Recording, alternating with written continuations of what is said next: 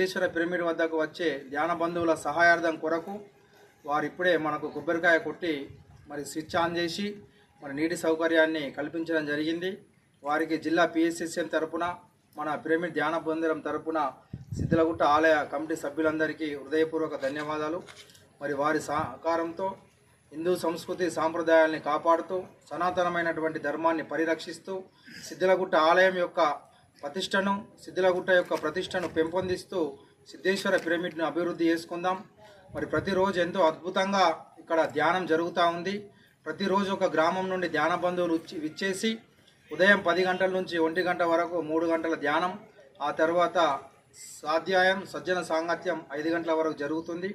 మరి ఇంత గొప్ప కార్యక్రమాన్ని సహకరిస్తున్న ప్రతి ఒక్కరికి ధన్యవాదాలు. సిద్ధలగుట్ట ఆలయ కమిటీ సభ్యుల సహకారంతో మరి త్వరలోనే ఇక్కడ మూత్రశాలలు అదేవిధంగా వంటశాలను కూడా నిర్మించుకుందాం. మరి అందరి సహకారంతో సిద్ధేశ్వర పిరమిడ్ని అభివృద్ధి చేసుకుందాం. సహకరిస్తున్న ప్రతి ఒక్కరికి హృదయపూర్వక ధన్యవాదాలు.